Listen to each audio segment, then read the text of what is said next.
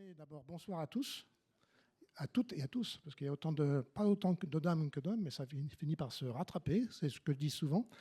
Voilà, et c'est tant mieux. On n'a pas les souterraines avec nous, il y a des représentants des souterraines ce soir. Des souterraines, vous savez, cette association de dames là, qui défendent les travaux souterrains. Ah, merci, ben voilà, une représentante des souterraines. Je fais toujours de la promotion pour cette association. Voilà. Voilà, donc je vais vous donner quelques nouvelles de l'AFTES d'abord, et puis on va passer tout de suite dans le dur, voilà si je puis dire. L'AFTES, vous savez, bon, il y a quelques événements qui arrivent assez rapidement maintenant. Je vais parler d'abord des journées techniques de Toulouse. Alors je pense que vous avez tous des informations, je l'espère. Peut-être pas, si vous ne les avez pas, c'est pour ça que je vais quand même le faire. Donc ça a lieu à Toulouse le 18 et 19 mars prochain. Et donc il y aura pas mal de présentations, puisque je crois qu'il y en a plus de 20 de présentations, de communications qui vont être faites. Alors c'est sur 1 jour et demi seulement, donc ça va être très rapide les présentations. Ça va surtout s'orienter d'abord pour le métro de Toulouse, parce que c'est qu'il y a une nouvelle ligne qui est en construction. Hein, ça serait très focalisé là-dessus l'après-midi du mardi. Et puis on va commencer ensuite, on suivra avec toutes les innovations, principalement concernant les matériels, les produits, les équipements.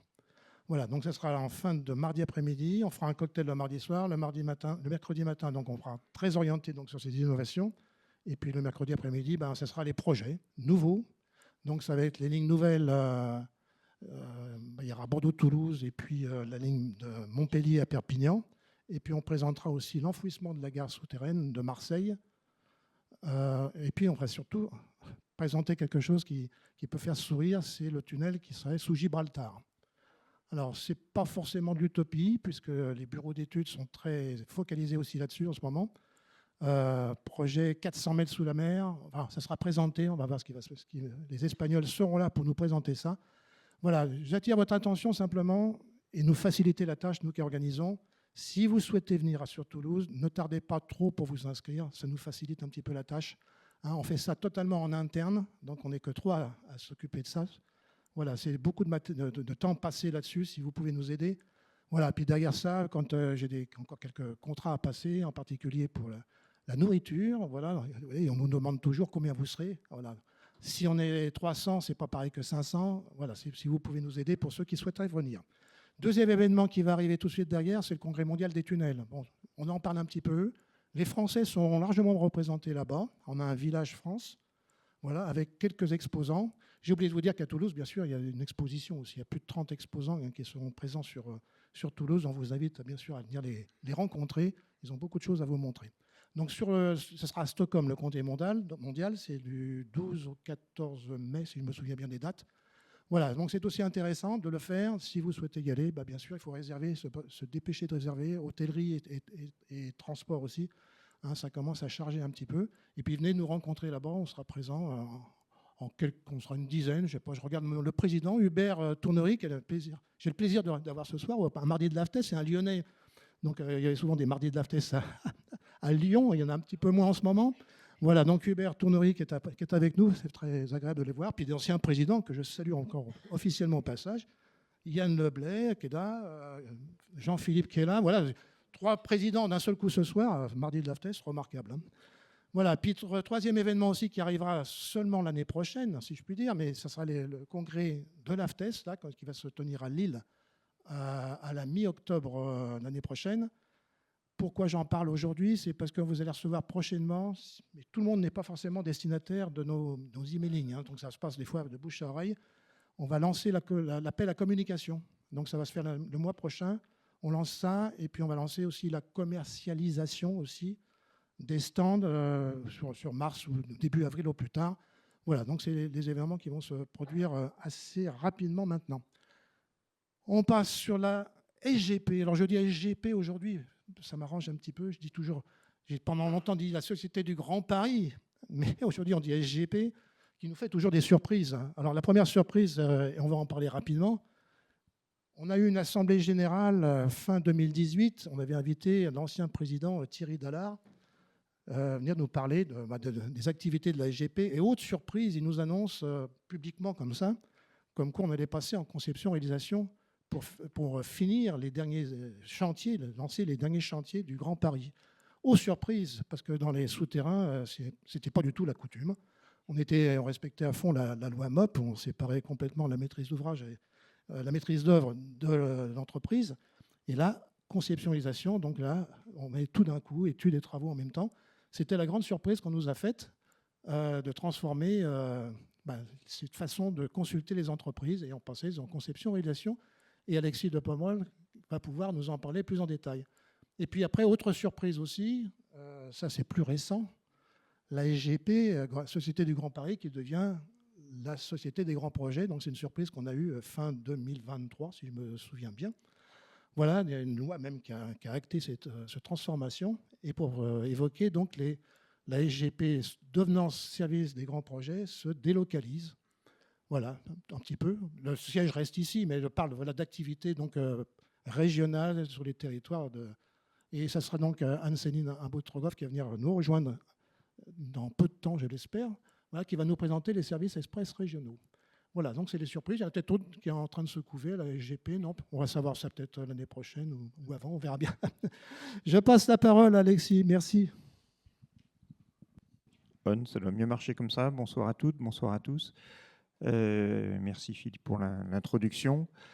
J'ai préparé quelques planches, mais je pense que le plus important, c'est de pouvoir échanger. Donc, si vous voulez me faire plaisir, vous m'interrompez et vous posez des questions. Et la seule chose que je vous demande, c'est que j'ai le droit de faire appel à toutes les compétences qui sont dans le public, parce que le Grand Paris Express, ses avancées, ses succès, la façon dont on résout les difficultés, c'est avant tout vous qui les résolvez et on fait tout ça ensemble. Donc l'important, de mon point de vue, c'est qu'il y ait un dialogue et un échange. Et si je ne suis pas arrivé au bout de mes transparents, ça aurait été un succès collectif et qu'on aura eu un échange fructueux. Donc effectivement, tout ça a commencé en 2018 et ce que je voudrais vous échanger avec vous en fin d'après-midi, là, c'est simplement vous dire qu'est-ce que nous avons fait ensemble et puis où on en est, et une forme de bilan, peut-être pas à mi-parcours, mais à tiers de parcours, puisque maintenant, l'ensemble des marchés de conception-réalisation sont en vigueur.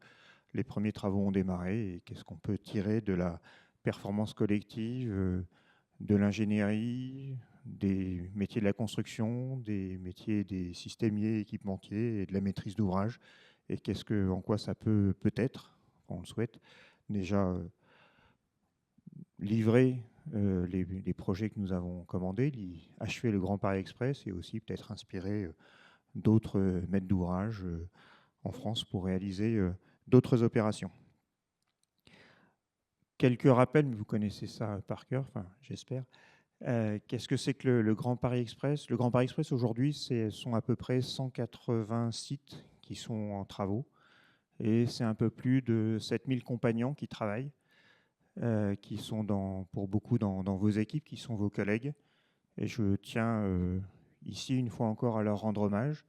Et nous rappeler que notre devoir premier, c'est que quand ces femmes et ces hommes ont fini leur tâche quotidienne, ils puissent rentrer chez eux en bonne santé et en pleine forme. Et cet enjeu de la sécurité nous imprègne vraiment. Et il est difficile parce qu'on est sur une opération de très, très, très longue durée. Et il faut rester vigilant pendant des jours, des semaines, des mois, des années. Et on a besoin de toute l'ingéniosité, de la vigilance de chacune et de chacun pour améliorer sans cesse nos performances en termes de sécurité. Donc, c'est un réseau de transport, le Grand Paris Express, le prolongement de la ligne 14 au nord et au sud, en service depuis le 24 juin 2024, et puis 4 nouvelles lignes, ligne 15 circulaire, ligne 16 à Nouvel Arc de Cercle en Seine-Saint-Denis, ligne 17 Val d'Oise et jusqu'à Roissy et le Mesnil-Amelot, et puis ligne 18, la liaison entre Versailles et Orly, via le plateau de Saclay et cette opération d'intérêt national. Du point de vue du système de transport, c'est un système ultra performant et c'est vraiment ça qu'il faut garder en tête. Il y a la performance technique de ces 200 km, 90% en souterrain, 68 nouvelles gares, mais c'est vraiment la performance du système automatique. On est avec un métro d'un peu plus que le début du 21e siècle, des performances à 90 secondes, des vitesses commerciales à plus de 100 km/h. des interstations d'intergares de 2 km, 3 km, ce qui nous permet d'atteindre des vitesses commerciales moyennes de 45 à 55 km/h. Donc c'est 2 fois plus que le métro parisien, c'est 40% de plus que le RER. Et encore une fois, avec des intervalles qui sont de moins de 2 minutes à l'heure de pointe. Le système est dimensionné à 90 secondes et une fiabilité qui n'a rien à voir. Donc on parle beaucoup du temps de transport, du gain de temps de transport, mais surtout du gain de fiabilité et de performance du système. Et cet enjeu de performance, il est essentiel dans l'ensemble des métiers qui concourent à la réalisation du Grand Paris Express. Alors avant d'aller un peu plus loin dans le sujet des marchés de conception-réalisation qui nous réunit ce soir, j'ai rappelé aussi que le Grand Paris Express, d'après la loi du Grand Paris, qui a, je vais dire, pas pris une ride, sauf que la Société du Grand Paris est devenue la Société des Grands Projets, et Anne-Céline en reparlera mieux que moi tout à l'heure. Cette loi du Grand Paris, qui est le fruit d'un alignement des astres à la fin des années 2000, où l'ensemble des collectivités, l'ensemble des acteurs institutionnels se sont rassemblés, se sont dit, tiens, ben, on va faire quelque chose ensemble pour la région parisienne. Et cette union sacrée autour du Grand Paris Express, ben, elle ne s'est jamais démentie, quelles que soient les alternances politiques. Il n'y a pas eu l'Île-de-France contre le reste du monde, bien au contraire. Ce n'est pas un projet de transport, en fait. Le Grand Paris, c'est un projet, si vous reprenez l'article de la loi du 3 juin 2010, le premier article, c'est un projet urbain, social, économique, ce qu'on dirait aujourd'hui avec les vocabulaires des années 2020, un projet de développement durable. Et donc simplement autour des gares, quand le Grand Paris Express sera en service, donc au début de la prochaine décennie, à 10 minutes à pied, on a 130 établissements d'enseignement supérieur ou d'université. On a 400 établissements de santé et on a 650 lieux culturels. Je pourrais énumérer des chiffres ainsi. Enfin, c'est une vraie révolution, tout ça qui est fondé sur la performance du système de transport.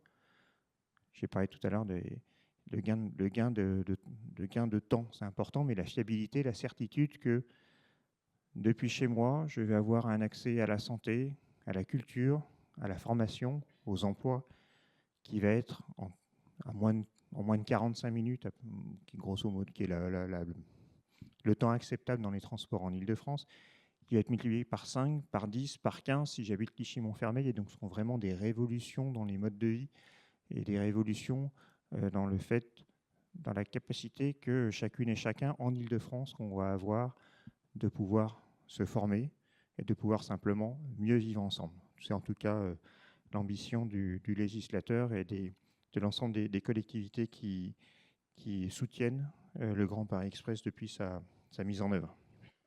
Et donc au-delà du système de transport, et ça a été accéléré à partir de 2019 quand, à la suite des décisions de 2018, la SGP a pu lever son plafond d'emploi, puisque si vous étiez là il y a quelques années, vous avez pu vous rendre compte que la SGP était en gros aux commandes d'un projet de 36 milliards d'euros avec au maximum 200 personnes.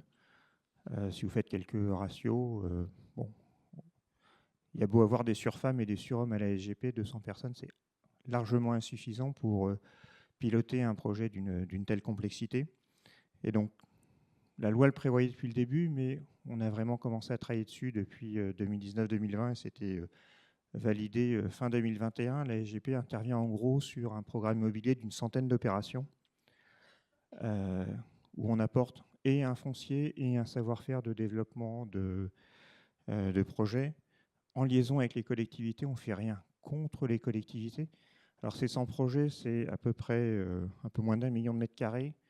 C'est de l'ordre de 3% de l'ensemble de la surface qui va être aménagée d'ici 2035 autour des gares du Grand Paris Express, donc dans un rayon de 800 mètres.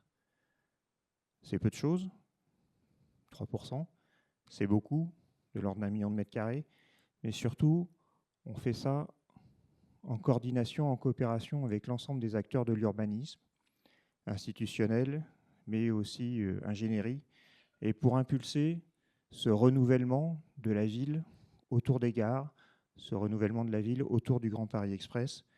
et avec les informations que vous avez sur cette planche en termes de programmation de logement. Et tout ça, mine de rien, ça rapporte. On n'est pas en Asie, hein, ça ne finance pas la totalité du capital ni de l'exploitation. Mais tout ça, c'est un programme qui est bénéficiaire et qui permet de réinjecter plusieurs centaines de millions d'euros dans le coût de construction du Grand Paris Express et donc d'en baisser la charge pour la collectivité.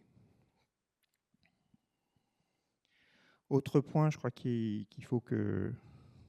dont on peut se satisfaire collectivement, c'est la capacité qu'on a eue ensemble, vous et nous, à être innovants sur la durée. La Société des grands projets, c'est un établissement public d'État, et donc il était important pour la SGP de permettre à ses partenaires, ingénierie, industrie, constructeurs systèmes, de pouvoir bénéficier de ce terrain de jeu vaste, de ce terrain de jeu grandeur nature sous les fenêtres de vos propres bureaux, pour pouvoir ensemble dire tiens, qu'est-ce qu'on peut tester ici sur le Grand Paris Express pour demain pouvoir mettre en œuvre sur des territoires plus vastes, que ce soit en Île-de-France, en France ou plus loin en Europe et dans le monde. Et donc, ensemble, on a réussi, avec une entité au sein de la maison SGP, à travailler avec vos services de développement, vos services d'innovation, mais aussi la crédibilité collective, c'était aussi d'aller voir les organismes de réglementation et de certification et aussi d'aller voir les assureurs. Alors, on n'a pas gagné à tous les coups, mais mine de rien, il y a un certain nombre de sujets liés au traitement des terres, liés à l'économie circulaire, liés à la valorisation des matériaux, liés au carbone, qu'on a pu développer ensemble et qui aujourd'hui sont quasiment devenus des standards et dont l'ensemble de vos projets bénéficient aussi. Et ça, je crois que c'est à nouveau un succès collectif et qui a vocation à perdurer. J'ai parlé des projets immobiliers il y a quelques minutes. C'est quelque chose qu'on pourra aussi faire sur les projets immobiliers, mais les projets immobiliers sont plutôt aériens que souterrains, donc je n'en parlerai pas plus. Sur le Grand Paris Express, où est-ce qu'on en est aujourd'hui en termes de calendrier, de réalisation? Donc 180 sites qui sont en chantier. Je commence à voir la fin des travaux préparatoires. J'en ai encore, mais je commence à en voir la fin. Donc la ligne 14, que j'espère vous connaissez, vous avez pu la prendre pour venir ici, donc prolongée le 24 juin au nord à Pleyel et au sud jusqu'à l'aéroport d'Orly. Donc c'est l'acte 1 du Grand Paris Express. Et maintenant, on est tous tournés au sein de la SGP sur 2026. 2026, c'est l'échéance de mise en service des 3 premières sections sur les 3 unités d'exploitation que constituent les lignes 15, 16, 17 et 18. La ligne 15, c'est une unité d'exploitation. La ligne 16 et 17, c'est une autre. Et la ligne 18, c'est la 3e. Donc on est sur 2026, sur chacune de ces lignes. À cet horizon-là, on aura finalisé la mission de la SGP sur une première section. Je rappelle les missions de la SGP sur le Grand Paris Express, c'est financer, concevoir, réaliser, essayer et transférer aux exploitants le Grand Paris Express. On n'est ni exploitant ni mainteneur. C'est dommage, c'est bien, c'est pas bien, c'est un grand débat, c'est une donnée d'entrée. Au moins, la certitude qu'on a à la SGP, c'est qu'il y a 1000 collaborateurs, tous les matins ils se lèvent. Pourquoi? Pour finaliser le Grand Paris Express. Deuxième séquence de mise en service, 2027-2028, on aura les premières extensions sur la ligne 16 et sur la ligne 18. Et enfin, 2030 et 2031. 2030, on termine la 17, enfin, on aura terminé la 16 en 2028. 2030, on termine la 17 et la 18. Et 2031, on termine la ligne 15, donc l'ensemble de la boucle, ce que certains parfois appellent la 86 du métro. Alors, la conception-réalisation, c'est peut-être la planche sur laquelle je vais m'arrêter le plus. Donc, qu'est-ce qui s'est passé dans l'esprit des dirigeants de la SGP en 2018 C'est un peu comme à la fin des années 2000. quand les élus, les collectivités sont dit tiens, on est d'accord ensemble pour créer une structure à laquelle on va confier la gestion d'un projet de 35 milliards d'euros, parce qu'on a l'intuition que ça va pouvoir être bon pour l'Île-de-France. Ben là, l'ensemble des acteurs, et je pense qu'ils sont tous dans la salle, avec un premier retour d'expérience de tiens, comment sont passées les premières attributions de marché, quelles sont les difficultés qu'on va avoir pour finaliser l'émission de la SGP, financer, concevoir, construire, essayer et mettre en service ces lignes. Et qu'est-ce que nous disent nos partenaires industriels ingénierie? Donc les partenaires industriels ingénierie, on sort de la décennie 2010 avec notamment les grands projets en PPP ou concession dans le ferroviaire. Donc on a et des ingénieries et des groupements constructeurs larges qui nous disent ben, finalement on a réussi à travailler ensemble, on se connaît mieux de l'intérieur. On a aussi un certain nombre d'exemples qui nous viennent de l'étranger ou sur des systèmes de métro, des systèmes ferroviaires, des systèmes de tramway, y compris avec une partie en souterrain. On a des marchés de conception-réalisation, on a des contrats de partenariat et mine de rien, ça fonctionne. De notre côté, nous, SGP, Code de la commande publique, qu'est-ce qu'on voit? On voit que sur des marchés d'aménagement, par exemple, qui sont l'ensemble des marchés d'aménagement des gares, les 68 gares, le marché commence à s'essouffler. On a même eu des appels d'offres infructueux un peu plus tard. Donc on se dit, tiens, on a une vraie fragilité si à un moment, je n'arrive pas à trouver un constructeur pour réaliser une gare. S'il me manque une gare, je vais avoir du mal à ouvrir la ligne. Et donc, on voit aussi que faire de nouvelles phases d'études, de nouvelles phases de passation, ça ralentit l'ensemble des calendriers, qu'on passe son temps, nous, à attendre le marché d'après, à attendre la clarification des interfaces, et que le rôle de chef d'orchestre de la SGP pour gérer l'ensemble de ces marchés n'est pas aussi efficace, notamment en termes, pas tant en termes de performance, pas tant en termes de coûts, mais d'abord en termes de maîtrise du calendrier. Et on voit cette dérive du calendrier parce que, appel d'offres infructueux, parce que besoin, nécessité de repasser, d'étendre la consultation. Et donc, tout ceci mis bout à bout, on se dit, tiens, bah, ça vaut probablement le coup d'essayer. En discussion aussi, échange avec l'ensemble de notre gouvernance et en particulier les directions des affaires juridiques, des différents ministères qui nous contrôlent. Et on se dit, bon, ça vaut le coup d'essayer, on a des chances de réussir. Et donc la décision est prise effectivement en 2018 de regarder sur quelle section du Grand Paris Express on pourrait passer en conception-réalisation, avantages, inconvénients, avec les critères qualité du marché et de la concurrence, impact en termes de délai, impact en termes de coûts, capacité de la SGP à piloter, à détricoter ce qu'elle avait commencé à tricoter et à retricoter par ailleurs ce qu'elle doit livrer pour finaliser le Grand Paris Express.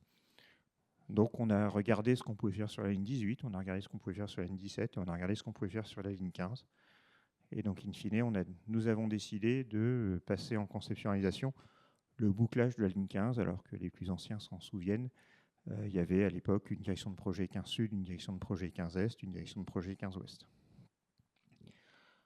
Et donc dans le même temps, il a fallu reconstruire un plan de bataille en disant je poursuis mes procédures administratives. Certains d'entre vous s'en souviennent, on a déplacé la gare de la Défense, on a préparé une enquête publique. Il a fallu arrêter un certain nombre de marchés de maîtrise d'œuvre, les résilier, libérer les ingénieries qui étaient titulaires pour qu'elles puissent constituer librement des groupements avec les partenaires industriels et constructeurs qui allaient constituer ces groupements, lancer des consultations, La première consultation, c'était pour la SGP, bénéficier d'un assistant technique de haut niveau, parce que la SGP toute seule, avec ses petits bras musclés, n'allait pas pouvoir gérer seule des marchés d'une telle complexité.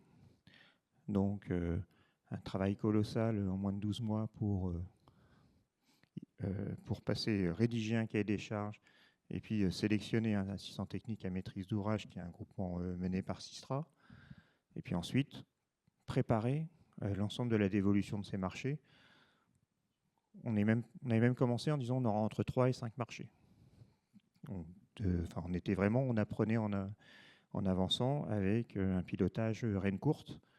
Et puis finalement, on a démarré au mois de février 2020, première APC qu'on a lancée. Et puis, on a déroulé la procédure et je vais vous en dresser un petit bilan dans quelques minutes. Donc, le périmètre qu'on a, c'est ce qui s'affiche à l'écran, c'est-à-dire 21 gares, dont 2 gares qui sont des tiers de gare ou des demi-gares, donc Saint-Denis-Pleyel, qui est aujourd'hui, que vous pouvez utiliser en tant que voyageur par la ligne 14, qui sera d'ici avant que la ligne 15 y arrive. Vous pourrez utiliser les trains de la ligne 16 ou de la ligne 17 aussi pour circuler à Saint-Denis-Pleyel. Et la gare de Champigny-Centre, qui est la gare dite 15 Est de Champigny, sachant que la gare de 15 Sud de Champigny, donc il y a deux boîtes, sera, elle, mise en service en 2026 avec la mise en service du premier tronçon de la ligne 15, qui est la ligne 15 Sud. On est en site urbain proche banlieue, donc extrêmement contraint. 47 km, 46 ouvrages de service. Et on avait un certain nombre d'études de niveau AVP plus ou moins avancé. On avait sur la gare de Pont-de-Bondy, par exemple, qui était une gare emblématique du Grand Paris Express, on a choisi de garder l'architecte. Donc comment on maintenait un architecte, entre guillemets, imposé à l'ensemble des candidats. Et donc tout ça nous a amené finalement à passer 4 consultations pour attribuer 4 marchés entre juillet 2023 pour le premier et mai 2024 pour le dernier. Donc, qu'est-ce qu'il y a dans les marchés de conception-réalisation ? Il y a tout sauf ce qu'on appelle, avec des guillemets, je ne vais pas dire que, l'intelligence des systèmes de transport.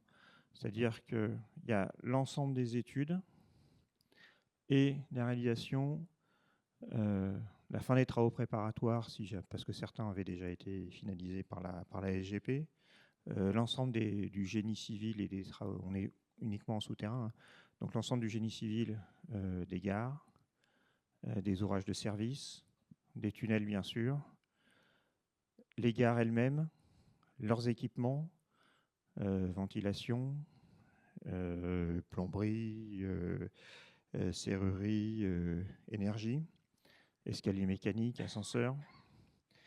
Dans les tunnels, l'ensemble des dispositifs d'alimentation électrique, de ventilation, la voie.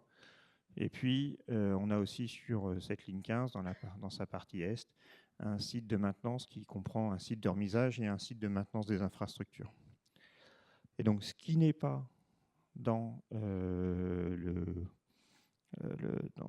à l'intérieur des marchés de conceptualisation, c'est ce qu'on appelle l'ensemble du système intelligent et qui sont les automatismes de conduite, le réseau multiservice et les façades de quai.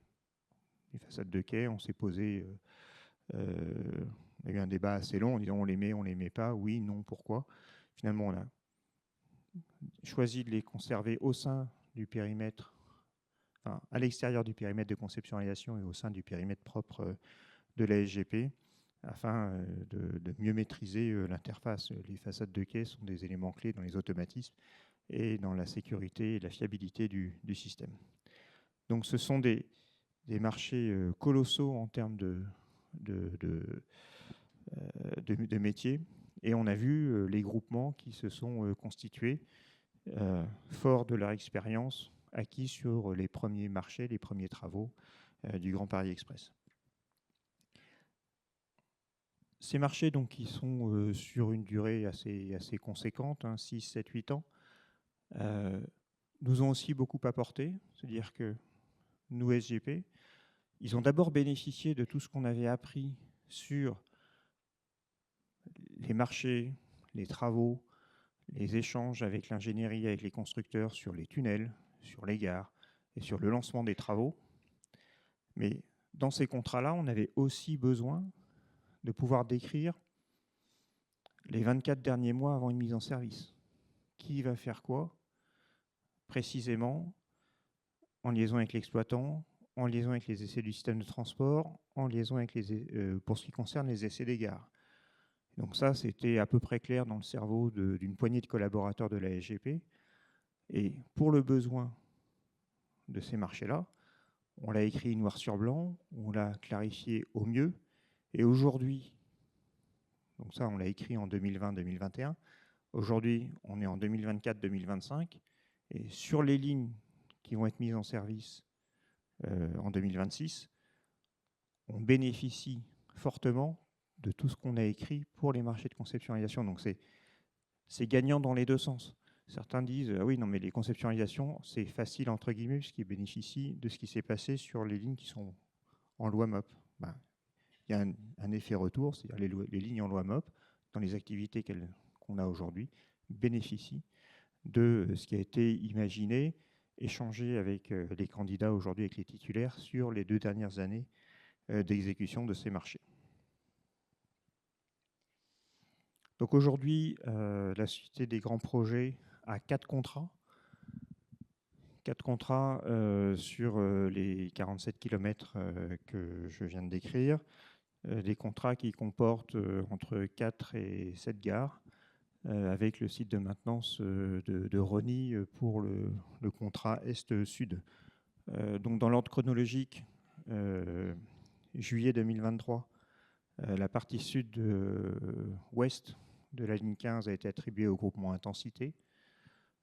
Fin d'année 2023, le marché Est-Sud a été attribué au groupement Coréa. En avril 2024, le groupement Iris a remporté le marché de la partie nord de Est. Et enfin, le dernier marché est attribué à un groupement M2 Ouest qui n'a toujours pas trouvé de nom, je crois qu'il n'en trouvera jamais, comme quoi ils ont d'autres choses à faire et c'est très bien, au mois de mai 2024. Donc maintenant, on a l'ensemble de ces acteurs qui est en place et qui travaillent simultanément, et je vous dirai à la fin de l'exposé où on en est. C'est objectivement un travail colossal qui a été réalisé ensemble dans toute cette phase de consultation. Donc, je crois qu'il faut, si on veut tirer quelques leçons pour l'avenir, est-ce que c'est une bonne idée, une mauvaise idée, pour avoir... c'est à la fin de la foire qu'on compte les bouses, mais déjà pour toute cette phase de passation, il fallait que, et vous et nous, on ait les épaules larges, parce que c'est une course de haie. Bon, je ne le dis pas, c'est une évidence, on l'a tous vécu, mais tout à l'heure, j'ai rappelé, on a commencé en février 2020. On a fait une grande partie de cette consultation en pseudo-distanciel, masqué, covidé, enfin tous ceux que j'espère comme moi vous avez oubliés et que j'espère comme moi vous ne souhaitez pas revivre dans les années qui viennent. Donc malgré ces difficultés qu'on a tous traversées, on a réussi à mener des procédures sur des marchés avec des enjeux très importants, avec une confidentialité de chaque instant qui a été respectée par chacun, et donc des procédures sur 40 mois, avec deux offres. Et en partant pour les contrats, on a fait le choix de partir d'une feuille blanche et donc de réécrire des contrats. Et donc on a mené ça sous forme de dialogue compétitif, donc sur les 4 marchés, 15 Ouest, 2 sur la 15 Ouest, 2 sur la 15 Est.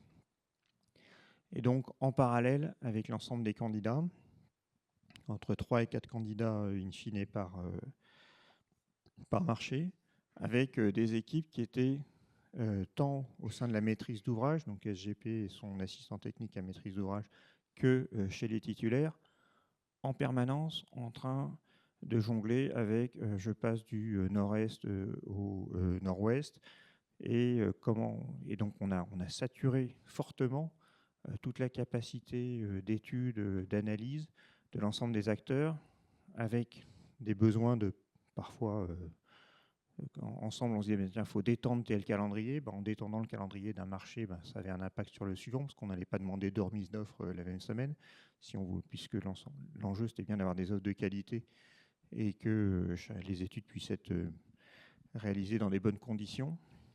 Donc il y a vraiment eu cette qualité d'échange, cette confiance réciproque dans le fait que oui, la SGP allait aller au bout et attribuer ses marchés, d'une part, et oui, il y aurait suffisamment de candidats pour remettre des offres de qualité qui nous permettraient de les attribuer, et ce qu'on a vu, ce que je peux déjà confirmer, d'assurer un départ lancé de la production de ces marchés. Quelques chiffres. On devait aussi, avant de revenir aux chiffres, on devait aussi s'assurer, et je retire mon chapeau, que les collectivités, en particulier les maires, acceptent les projets qui allaient être sélectionnés par la Société des grands projets. Et donc, dans le cadre d'échanges et d'une confidentialité qui a été tenue pendant toute la durée de la procédure, on a eu des séances de présentation avec les maires, et ils savaient bien qu'ils ne pouvaient pas dire que la SGP, à un moment, se retrouverait en disant je ne peux pas prendre la garde de telle équipe avec la garde de telle autre équipe et finalement la garde de la troisième équipe.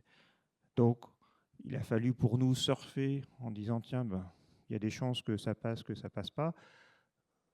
Revenir vers les candidats en leur disant il y a des choses qui sont vraiment rédhibitoires, d'autres qui nous paraissent améliorables, d'autres qui conviennent, tout ça en confidentialité, et tout ça avec un rythme d'études. 40 mois, ça peut paraître long, mais en fait, c'était une course de haie permanente entre les équipes de la maîtrise d'ouvrage et les équipes des candidats.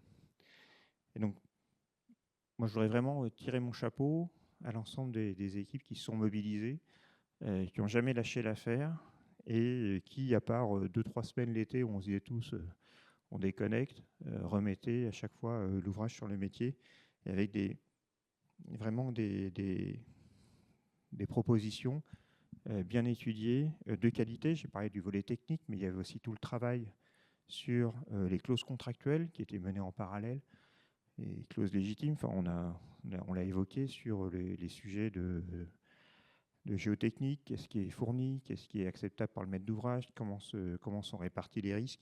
Bon, c'est très technique et très détaillé, mais c'était vraiment des enjeux essentiels où on a pu, grâce à cette procédure de dialogue compétitif, améliorer au fur et à mesure un contrat qui, sans trahir de secret, au début était la SGP est responsable de rien et les titulaires sont responsables de tout, et au fur et à mesure on a pu remettre les curseurs au bon endroit et se nourrir ensemble des différents échanges qu'on avait. Un point important qu'il faut garder en tête, tout ce qu'on fait là sur les conceptions-réalisations, tout ce qu'on a fait donc de 2020 à 2024 ou 2019 à 2024, évidemment, on ne pouvait pas le faire avant. Pourquoi ? Parce que ces contrats-là, ces marchés-là, ils sont fondés sur une performance à atteindre. On n'est plus en disant je veux que ça ait telle tête, je veux que ça ressemble à ceci. Et donc, pour pouvoir définir la performance, il fallait qu'on dispose d'un niveau d'études suffisant, notamment en termes de système. Bien. En 2018, on commençait à peine à connaître le gabarit du train, qui est le train de la 15 Sud, qui aujourd'hui, il y en a 7 qui sont livrés au site de Champigny. En 2012, on était incapable de définir un programme. On aurait pu définir un programme qui aurait été très très vaste et complètement sous-optimisé sur les caractéristiques du train, sur son besoin en alimentation électrique, sur ne serait-ce que son gabarit, son tonnage, les rayons précis avec lesquels il pouvait prendre des courbes, ses caractéristiques d'accélération et de freinage. Et c'est la même, et donc le gabarit, la ventilation, et toutes ces exigences-là que nous avons pu stabiliser, in fine, entre 2019 et 2021, qui sont constituées des données d'entrée essentielles pour le dimensionnement des ouvrages et des gares. Donc le programme global commun à l'ensemble des marchés, ce sont 2800 exigences qui s'appliquent à l'ensemble des titulaires. Ça, c'est le truc de base. Et puis ensuite, pour chaque ouvrage et surtout pour chaque gare, on avait ce qu'on appelle un dossier de site qui a été validé par l'ensemble des partenaires de la SGP, à commencer par la commune, mais aussi souvent RATP ou SNCF et Île-de-France Mobilité, parce qu'il y avait un certain nombre d'interconnexions à assurer avec ces partenaires, qui sont nos voisins, mais qui sont aussi clés dans le succès du système de transport. Et donc pour chacun des candidats, sur l'ensemble du linéaire dont ils vont avoir la charge, entre 8 et 15 km, maîtriser ces 2800 exigences, plus sur chacun des sites, et en particulier pour les architectes, être capable d'optimiser une offre qui réponde à la fois aux enjeux urbains, techniques et de performance, je reviens sur ce terme de performance, attendu du Grand Paris Express. Donc sans les éléments du programme, ce sont 7000 pages de contrat en moyenne pour les 4 marchés. Cette procédure de dialogue compétitif, ça a mobilisé à peu près 300 ateliers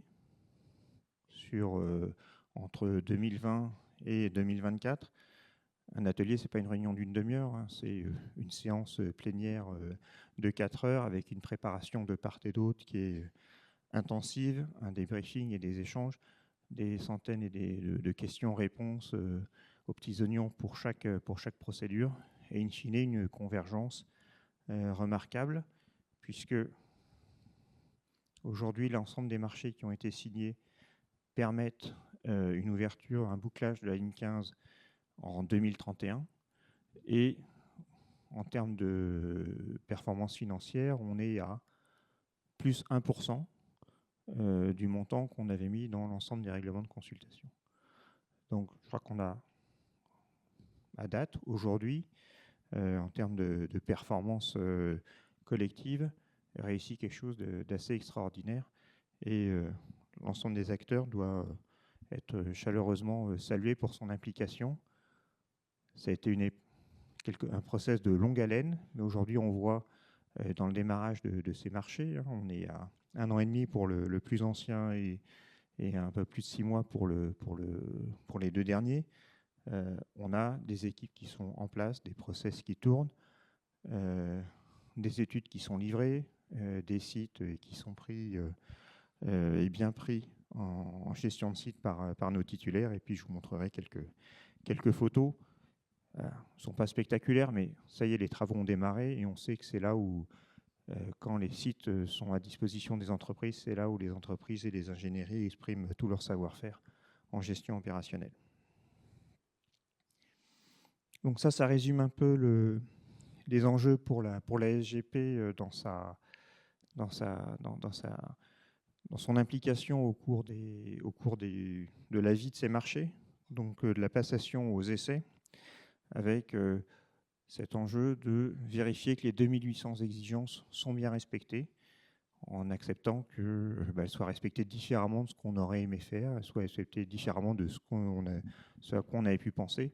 Mais c'est là où toute la créativité, toute l'ingéniosité de l'ensemble des équipes de conception s'exprime, et plus encore dans la réalisation. Et donc, on a mis au sein des marchés un certain nombre de jalons de validation pour la maîtrise d'ouvrage, pour s'assurer que l'ensemble des étapes puissent être bien passées. Et on a des vrais partenariats maintenant qui sont en place, en particulier vis-à-vis des tiers.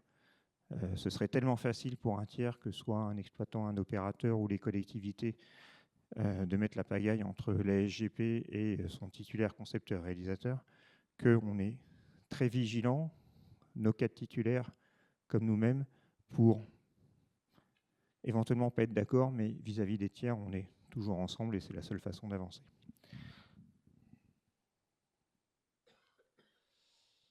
Un zoom particulier sur quelque chose qu'on a mis en place, qui est ce qu'on appelle le marché GEM. Donc, c'est gestion des matériaux excavés uniquement pour la partie est de la ligne.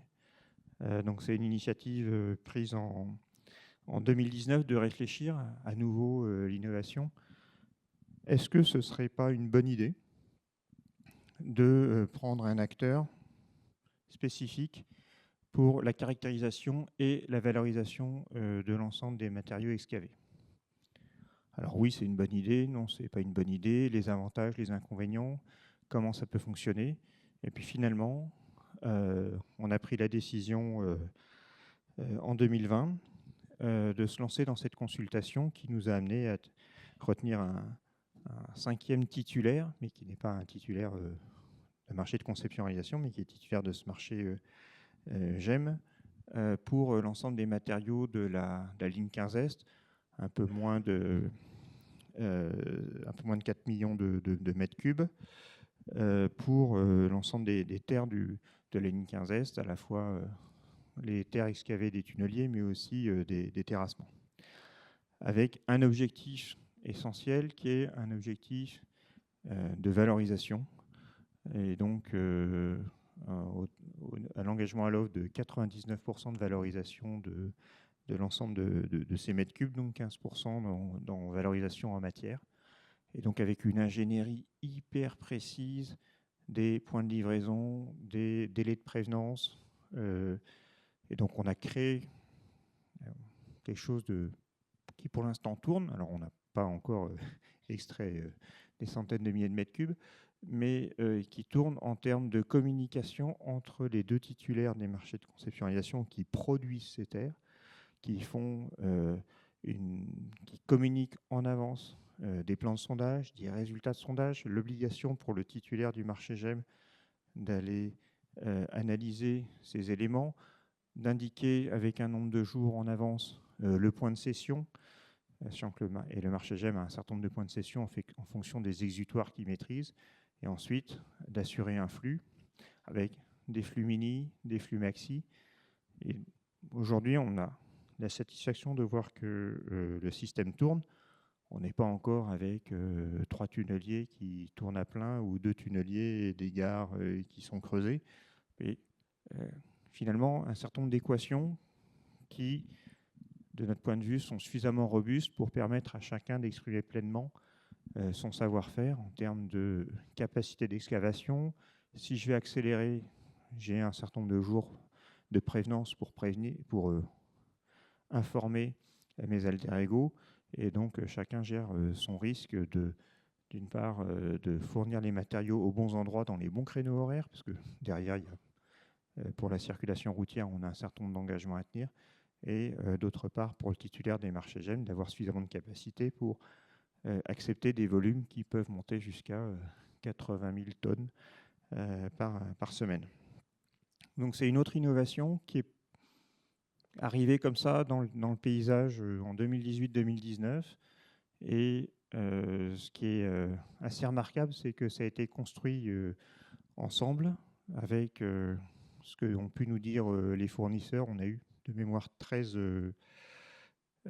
c'est une consultation où on a eu 13 offres, donc ce qui était assez remarquable.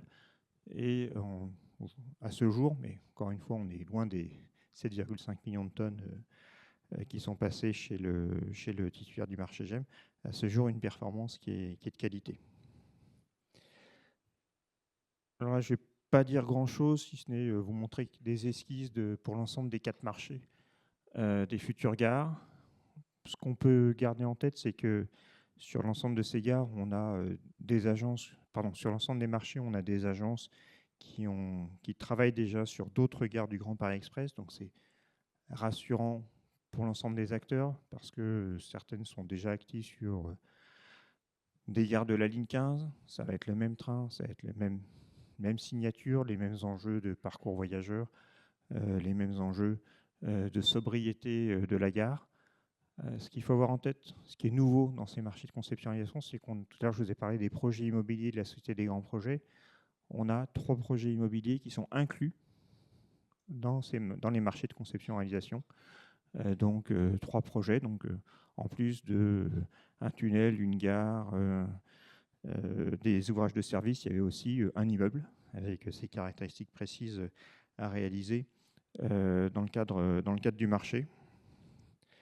La gare Stade de France, qui est l'une des gares les plus surveillées du Grand Paris Express, parce que c'est difficile pour ceux qui travaillent dessus, mais les fenêtres de la SGP donnent sur cette gare. Donc, dès qu'il s'y passe quoi que ce soit, les pauvres, nous sommes aux premières loges. Le site de maintenance de Rosny, qui est à la fois donc un site de remisage du matériel roulant, mais aussi pour RATP, gestionnaire d'infrastructure du Grand Paris, un site de maintenance des infrastructures où pendant la journée, le gestionnaire d'infrastructure prépare ses interventions, ses trains de maintenance, et la nuit, à partir du matériel préparé dans ces ateliers, peut aller intervenir en ligne.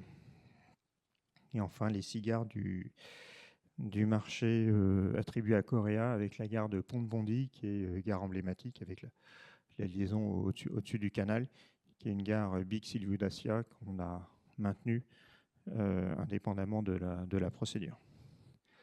Donc, où est-ce qu'on en est aujourd'hui? Du point de vue des délais et de la qualité de la livraison de l'ensemble des études, le maître d'ouvrage aujourd'hui est satisfait de la qualité globale du rendu, de la qualité des échanges qu'il peut avoir avec ses titulaires. Et puis, on a vu le début des premiers travaux au mois de septembre menés par Intensité, et au mois de décembre, les premières parois moulées menées sur l'ouvrage Normandie-Niemen par le groupement Coréa. Donc, je disais tout à l'heure, il y a un certain nombre de sites sur lesquels je vois la fin des travaux préparatoires, devant la préfecture de Seine-Saint-Denis, certes, mais aussi on voit les premières parois moulées sur cet ouvrage Normandie-Niemen. Et donc, on attend avec impatience que les premiers travaux démarrent aussi sur les 2 marchés nord, 15 Est Nord et 15 Ouest Nord. Et je serais ravi de répondre à vos questions maintenant, et surtout de revenir dans quelques temps, vous présenter un autre bilan à mi-parcours de ces marchés. Je crois que ce qu'il faut retenir, c'est que c'est un engagement collectif sur une longue durée, et c'est la confiance entre ingénierie, équipementier, constructeur, maîtrise d'ouvrage qui a fait qu'on a pu ensemble, et je le répète, dans un environnement compliqué lié au Covid, atteindre cette performance de marché qui aujourd'hui sont des marchés qui sont bien nés et qui nous permettent de démarrer en confiance de 2023 à 2031 une nouvelle phase de travaux. Et ce qu'on avait imaginé à l'époque, c'était une meilleure maîtrise des interfaces et une meilleure maîtrise du planning. On l'a vu au fur et à mesure des offres et des ateliers qu'on a eu ensemble. Et je crois que ça, c'est un des gros gains de la conception-réalisation, y compris dans nos marchés et dans nos enjeux de travaux souterrains. Voilà, j'espère que je n'ai pas été trop long. Je suis évidemment à votre disposition pour répondre à vos questions, mais Anne-Céline, je te laisserai la parole quand tu le souhaites. On peut remercier. Bravo. Alors, est-ce que vous avez des questions? Oui. On va passer le micro parce qu'on est enregistré. Bonjour, merci. Yannick Fessler, Amberg Engineering. J'ai une question pour le marché GEM que vous avez fait que sur la partie Est. C'était un choix de... Enfin, il y avait des raisons que ça soit fait sur le Est et pas sur les marchés Ouest, ou c'était pour avoir un comparatif entre les deux, pour après coup savoir qu'est-ce qui est mieux? Il n'y a pas de... C'est vraiment une conjonction un peu particulière. On avait plus d'opportunités sur l'Ouest, sur l'Est, pardon, en particulier de récupérer des sites d'évacuation fluviale, notamment au niveau de Bonneuil. Il y a eu un moment où on a eu la disponibilité au sein de la SGP de se dire tiens, on peut aussi réfléchir sur ce sujet. Et la dynamique s'est passée de ce côté-là. Et l'équipe Ouest n'a pas eu la même dynamique. Et on s'est dit, et alors le faire sur l'ensemble, ça aurait été probablement sous-optimal en termes de site de session. Et honnêtement, quand on a démarré, on n'était même pas sûr qu'on irait au bout, quoi. Donc on s'est dit, bon, on le fait sur l'un des deux. Puis aujourd'hui, on est satisfait. Et j'espère que dans quelques temps, je vous confirmerai qu'on a été satisfait tout du long. Autre question? Oui.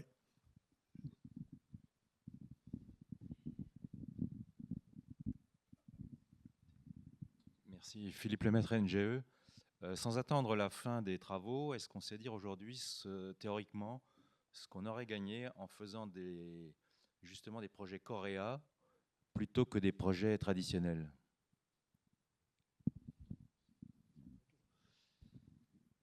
On a fait je pense qu'on pourra le dire à la fin des travaux et des essais, quand il faudra essayer de la partie MOP classique, sur les premières sections 15 Sud, 16, 17, on a vraiment collectivement essuyé les plâtres. Sur les deuxièmes sections 16, 17 ou 18, sur les deuxièmes phases 16, 17 et 18, on aura des bases plus rationnelles pour répondre à la question. Ce dont je suis convaincu, c'est que si on avait continué en loi MOP, on aurait eu un cauchemar de qualité du marché à répondre à l'ensemble de nos marchés d'aménagement. On a vraiment passé quelques nuits blanches sur la ligne 16 et sur la ligne 15 Sud. Sur les gros marchés de génie civil, entre guillemets, on n'a pas de doute qu'on aurait toujours trouvé des titulaires de qualité et une compétitivité satisfaisante.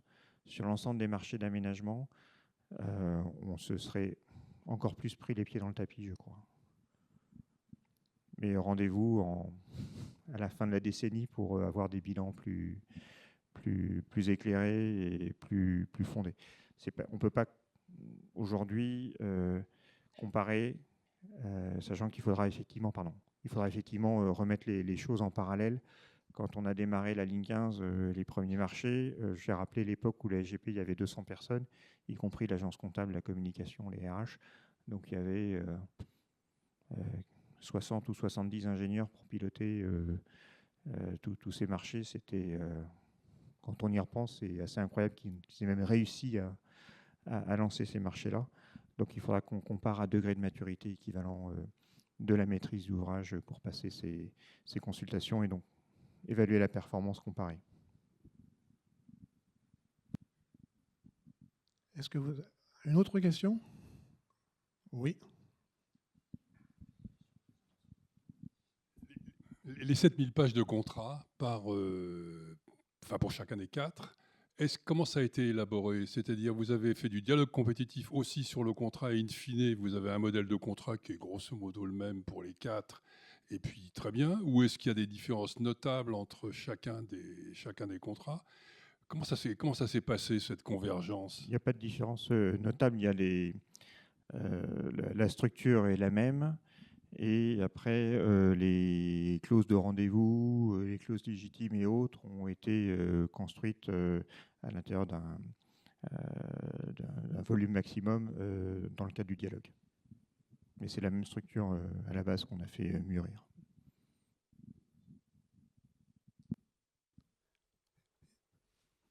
Bien. S'il n'y a pas d'autres questions, si, on a encore une. Merci. La particularité du Grand Paris, c'est sa continuité dans le temps depuis des années et des années, passant tous les aléas politiques. Dans le cadre de ces marchés, vous allez avoir à gérer des collectivités locales d'une façon un peu particulière, puisqu'il n'y a plus la maîtrise d'ouvrage traditionnelle. Et c'est peut-être là où est la plus grande difficulté à venir, c'est que cette cohérence que vous avez aujourd'hui dans le cadre de vos groupements, il va falloir la garder pendant 5, 6 ou 7 ans, alors qu'à l'évidence, les riverains, les mairies, on va passer une période d'élections municipales, on va passer une période certainement de plus en plus troublée, et donc ça va être difficile pour vous de garder la main en parfaite cohérence avec vos groupements pendant cette période. Est-ce que vous vous y êtes préparé? Oui, on s'y est fortement préparé avec, y compris quelques alertes au début du lancement d'un de ces marchés, où on a eu un de nos titulaires qui avait manifestement sous-estimé l'investissement, qui est de quelques personnes, à rassurer et à être à proximité des collectivités, notamment dans cette phase de lancement. Il y avait une attente assez conséquente, parce que pendant plusieurs années, la SGP a dit oui, on a fait un dossier de site et vous verrez, il y a quelqu'un qui fera tout ce que vous avez demandé. Et donc, le quelqu'un arrive et récupère ce que nous, on a semé, c'est-à-dire pendant 3-4 ans, le sauveur va arriver. Donc, le sauveur arrive et on a eu l'occasion de dire à un de ses titulaires, effectivement, là, il faut monter en compétence. C'est pas compliqué, mais travailler la confiance avec les collectivités. La SGP ne va pas avoir le même rôle qu'elle a eu sur 16, 18, 15 Sud et autres. En revanche, vous avez aussi, vous titulaires, des qualités en termes de réactivité, en termes de présence locale, en termes de gestion de tout un tas de choses aux abords des chantiers que vous savez faire très bien. Et donc, heureusement, on s'en est aperçu très tôt. Ça a été corrigé dans les quelques semaines. Et on est bien conscient de ces enjeux. On est bien conscient qu'il y a des élections municipales en 2026. On est bien conscient de tout ça. Mais au sein des entreprises qui connaissent parfaitement le territoire, on a une maîtrise de ces sujets qui est globalement remarquable, avec finalement des moyens pas colossaux. Et ce qui peut être plus délicat, c'est quand il y a et ça se sent vite malheureusement, c'est quand il y a un peu de flottement entre l'administration, les services techniques et puis le cabinet, voire les 2-3 élus qui comptent sur ces sujets, où là, il faut qu'on arrive à aider l'administration, on ne peut pas se retrouver trop en porte-à-faux. Mais le partenariat maintenant est solide entre la SGP et chacun des quatre titulaires, mais je partage le constat et l'analyse, c'est là où on a un risque le plus important.